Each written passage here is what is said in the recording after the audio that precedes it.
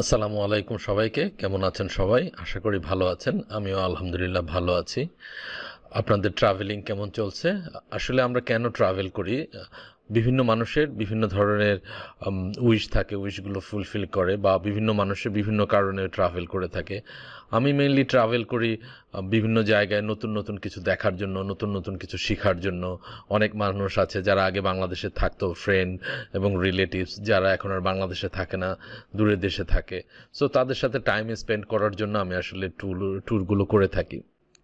এবছর জুলাই মাসে কানাডা ট্যুরে গিয়েছিলাম। তো জুলাইয়ের 23 তারিখে বাংলাদেশ থেকে ফ্লাইট ছিল। দেন কানাডা থেকে ব্যাক করেছি অগাস্ট মাসের 23 তারিখে।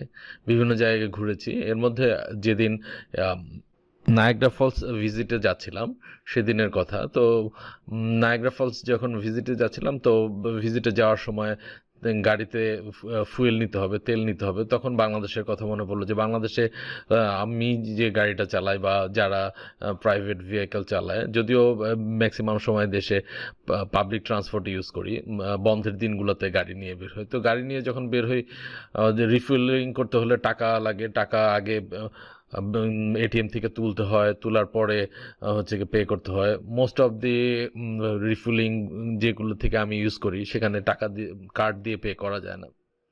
তো কার্ড দিয়ে পে করা যায় না, এইটা আমার কাছে সবসময় একটা ভেজাল মনে হয় যে ক্যাশ টাকা দিয়ে তেল নিতে হয়। কিন্তু বিদেশে তেল নেওয়ার বিষয়গুলো খুবই ইজি, খুব সহজেই নেওয়া যায়।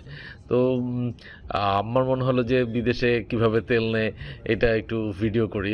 যদিও এটা অত ইম্পর্টেন্ট কিছু না, তারপরেও আমার কাছে বিষয়টা মজা লাগে যে এরকম যদি বাংলাদেশেও হতো যে অটোমেটিকলি কার্ড কার্ড পাঞ্চ করে বা কার্ড দিয়ে পে করে আমি রিফিল করতে পারতেছি আমার গাড়িকে, তাহলে খুবই ভালো হতো।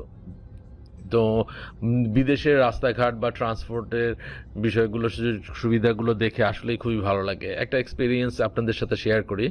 আমি অস্ট্রেলিয়াতে যখন গিয়েছি, অস্ট্রেলিয়ায় একটা দারুণ বিষয় আছে, মানে ওভার স্পিডিংয়ের জন্য অনেক মামলা হয়, ভিডিও মামলা আর কি। তো ওভার স্পিডিংয়ের মামলা কীরকম সাংঘাতিক আপনাদের একটু বলি। ধরেন আপনি হাইওয়েতে যাচ্ছেন, সামনে একটা ক্যামেরা পাস করলেন।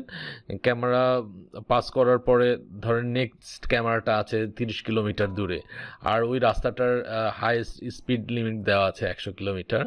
সো কোনো কারণে যদি আপনি 100 কিলোমিটারের বেশি জোরে ড্রাইভ করেন এবং পরবর্তী ক্যামেরা দিয়ে যখন পাস হবেন, 30 কিলোমিটার যেতে তো আপনার 100 কিলোমিটার বেগে ড্রাইভ করলে 30 মিনিট লাগার কথা।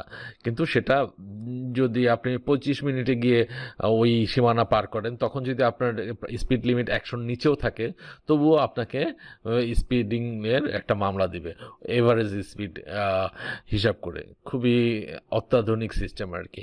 এনিওয়ে, চলুন তাহলে আজকে যাওয়া যাক যে মূল ভিডিওতে। আজকের ভিডিওতে মানে আমি দেখাবো যে কিভাবে আমরা নায়াগ্রা ফলসে যাওয়ার সময় আমাদের গাড়িতে কিভাবে রিফিল নিয়েছিলাম, তেল রিফিল করেছিলাম, সেই বিষয়টা। আমরা যাচ্ছি নায়াগ্রা। নায়াগ্রা পথে আমরা ফুয়েল নেওয়ার জন্য থামছি। এখানে শেলের একটা রিফুয়েলিং পাম্পে আসছি। পলাশ ভাই হচ্ছে গিয়ে ফুয়েল নিচ্ছে।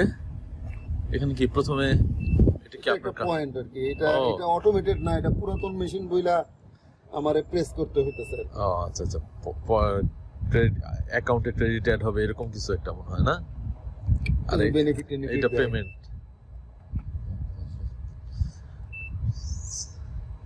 আমি কত টাকা তেল নিতে পারি এটা আমি প্রথমে ঠিক করলাম যে আমার 100 টাকার মতো তেল নিতে পারি। ওকে, দেন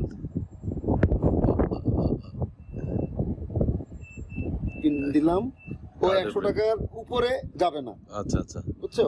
100 টাকার নিচে হইলে যত টাকার তেল হবে তত টাকার সে বিল করবে। বিদেশে আসলে নিজের তেল নিজেই নিতে হয়, এখানে কোনো অ্যাসিস্ট্যান্ট নাই অ্যাসিস্ট করার জন্য।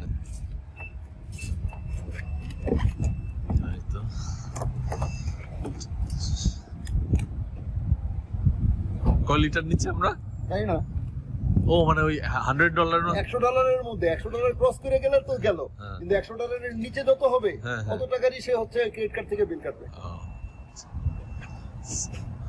সো লিটার হিসেবে না, এখানে $100 দেওয়া হয়েছে। $100 মধ্যে এখানে দেখাইতেছে কয় টাকা কয় লিটার।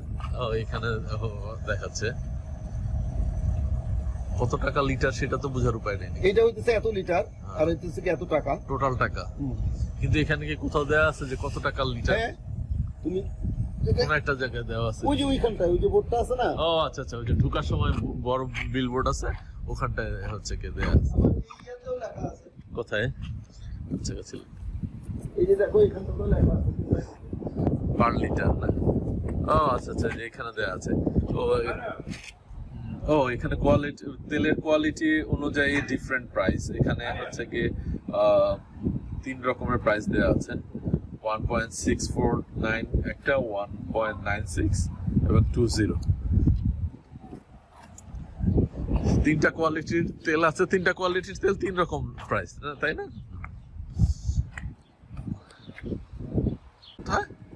আমেরিকায় যেটা হয় সেটা হচ্ছে যে বিশেষ করে আমরা যখন আমেরিকাতে যাই তা আমাদের ক্রেডিট কার্ড গুলা, এটা রিসিপ্ট বের হয়েছে তাই না? ডিটেলস, রিসিপ্ট, প্রাইস এবং কতটুকু তেল পাওয়া গেছে সেটার রিসিপ্টটা বের হয়েছে। এটার কোনো কাজ নাই। ওকে, আমাদের তেল নেওয়া ডান। এখন আমরা আবার আমাদের নায়াগ্রার বাদ বাকি পথ যেটা আছে সেটার জন্য রেডি হচ্ছে, আবার স্টার্ট করতেছে আমাদের জার্নি।